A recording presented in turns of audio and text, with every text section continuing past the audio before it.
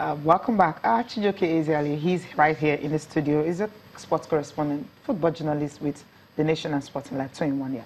Good morning. How you doing? It's been a while. I'm fine. It's good to be here. Yeah. Always, it's good to be here. Of course. And it's been a minute as well too. But it's a nice day to have you around because yesterday, we saw the coach, the technical advisor, cut 4 players from a list of 30. And the 4 guys that have been cut: Uche Agbo, Stephen Eze, Ajiboye, and the last guy, his name beats me now.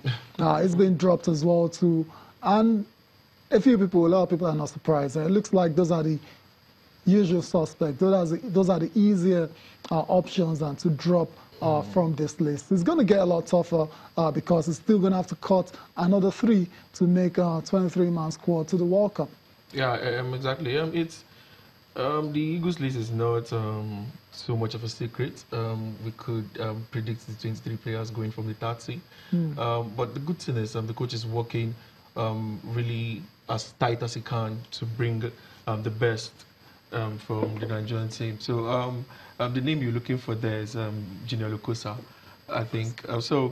But it's looking like the best we have right now going to the World Cup, and hopefully we'll get the best out of them, and at the World Cup they would perform to the best of their abilities. Hopefully, that's the hope for Nigerians. And we also saw before he joined us as well too, we saw the president hosting the team before they departed Abuja, and it started targets basically, bring home the trophy.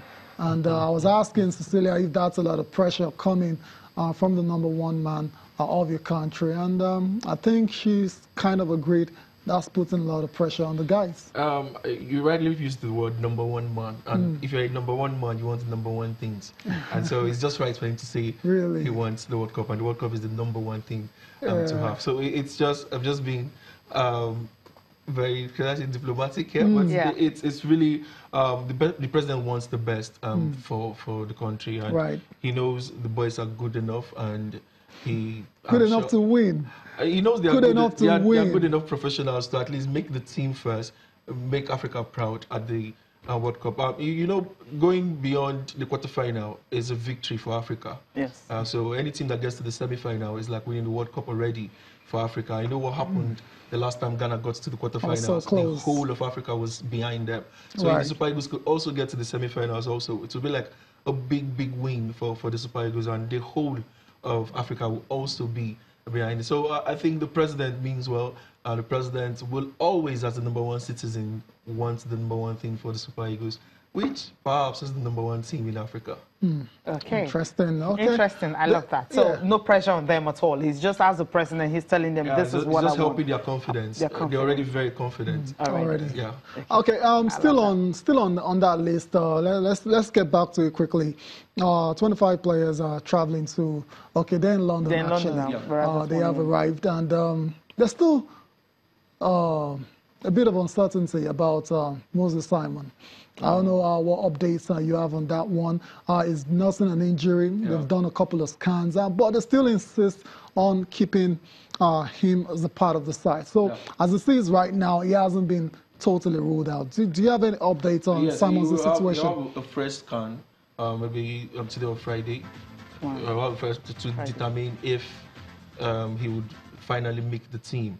Because the injury is not as serious as first thought. And the previous scan he did showed that he can still come back before our first game in the competition. That will be against Croatia. So he's looking good. It's a 50-50 chance for Moses Simon right now. Why are we risking him? Why is it so much? Why the risk? Why are we so much in him? He's a good player, fantastic player. But why are we doing this? I felt, okay, he's injured. He's supposed to be out for 2 weeks, right? When he's recovering, he may not be at his best, playing our first 2 games and all that. So why don't we just drop him? I think it's down to the characteristics of the player. Okay. The coach has looked at his team, and Moses Simon brings a lot of pace. Okay. And he knows at times when the team will play in games of high-pressured games. I know you have speedy players also like Musa and Victor Moses in the team already. But in the second halves, you need players like that are fresh, that could run also with the ball and work hard for the team. So I think he's just looking at the characteristics of the player and what like, he okay, brings into he could be of use later in the but competition. how can he be of use if he's not fully 100%, yes. fit? I mean, when you go into a top level competition like this, if they're giving him a chance, yeah. They're giving him a chance for another scan and coming back before the first game. It means they are confident that he will be fit for the World Cup. Like 100%. Remember, games takes only just 14 players. Yes. We're taking 23 players to the World Cup. So he might not be required for the first game, and he might come back very, very fit for the second game, and even still play as a substitute. Interesting. Okay. So it's a squad thing, not particularly a first level. So you don't mind if it takes half fit, Moses Simon takes the place of a fully fit player. Some other player.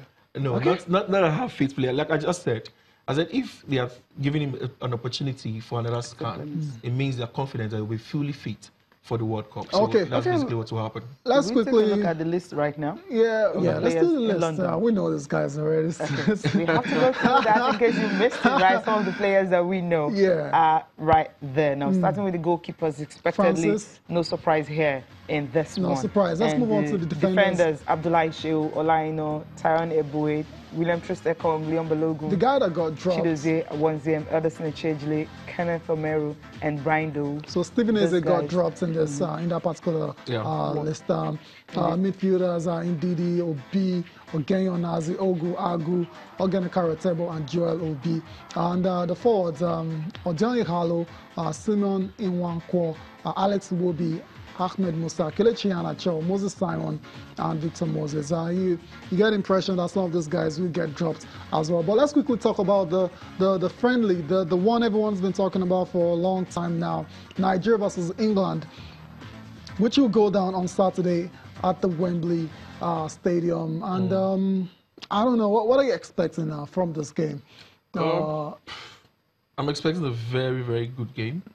A very good game because both teams will put out their best players. Nigeria will have a game after this. That's Czech. Yeah, the Czech Republic. They know their last performance wasn't pretty good, maybe because of the pitch. But now they have no pitch issues. No complaints about it. When they play at Wembley Stadium. So it's like you're going to the famous Wembley Stadium. You're going to one of the best pitches in the world. You're playing against one of the highly rated teams also in the world, former World Cup winners also, and they're coming with very young team also. That's why Nigeria also has young and talented players. Excuse me.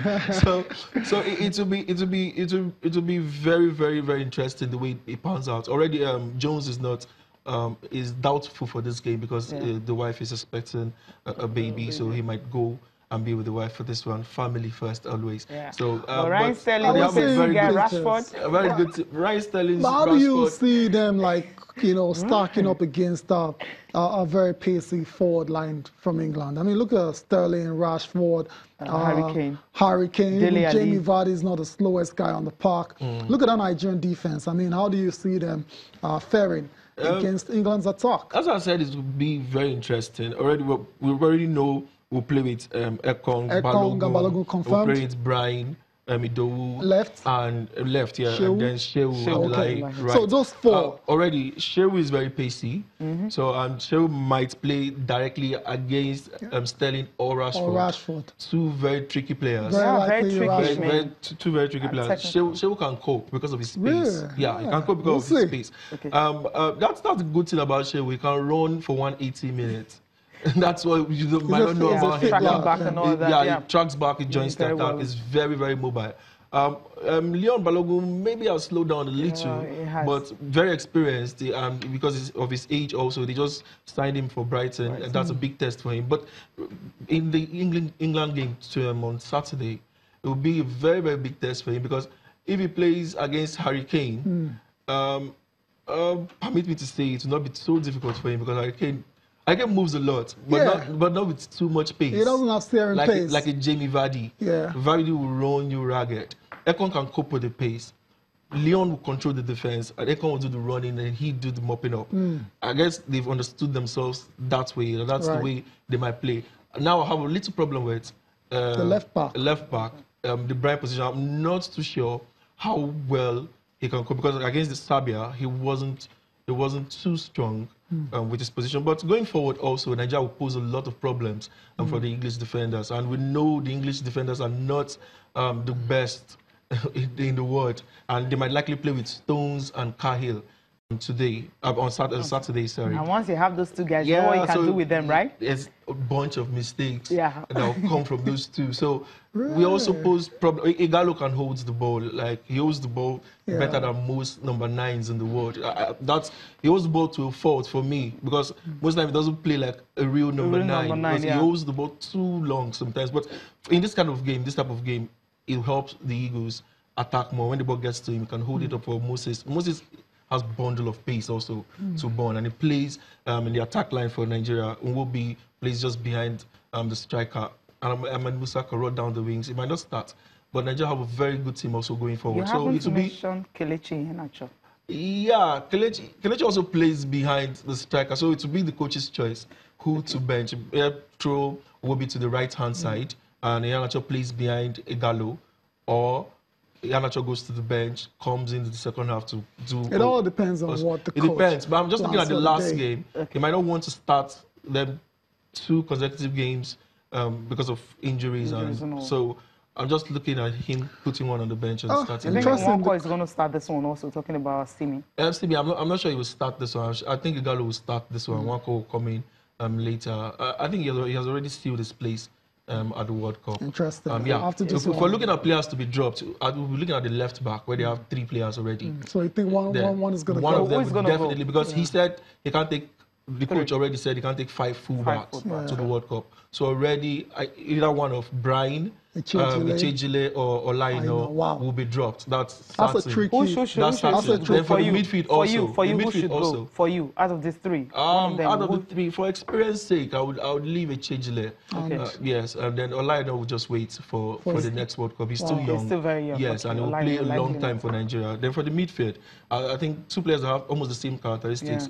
Mikel Agu and Joel Obi. One just have to go for one. That will be Mikel Agu at this point. So for me, the team is already set. It's already set according to Chijioke Ezeali, but the coach hasn't done his just yet. We'll see how that pans out. Nigeria will train tomorrow for that match against England on Saturday. I imagine. Just one I mean, we'll see. We understand all the traveling and all that. Exactly. They got to England late yesterday. 1 a.m. But thereabouts, past 12 to 1.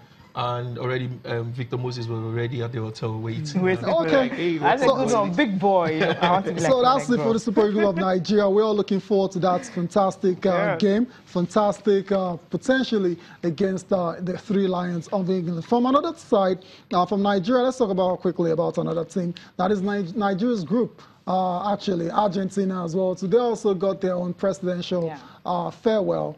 Yesterday, the president of Argentina and the fans all turned up to wish Lionel Messi and his gang a fantastic World Cup ahead. And so it's not only in Nigeria that they do presidential farewells. Of course. I love this one in the sense that, I mean, after the presidential farewell and all that, we don't know what he was telling them here, but we know that he didn't tell them. They know what to do, so he doesn't have to tell. They're all big boys. They understand that they need to win the World Cup. Of course, they're trying to win the World Cup too. They've won it twice. They won it twice already. Come on, you guys have won. They want to win it for Messi. But some people will point out that for the Nigerian farewell, the players came to the... And this one is the other way around. But that's no big issue. Already, the point is both presidents acknowledged met the team, and it's really lovely. So Argentina is going to the World Cup. People are expecting Messi to win a World Cup finally. He's already in his 30s, and they're expecting him to win before he retires. But I don't think it will happen. For many reasons. It's Messi or no Argentina right now. Everybody's scared to play without Messi. And for me, again, I always say it that no foreign manager has ever won the World Cup, and they have a Chilean as their coach. So already that would not be good for them. We'll see. We'll see.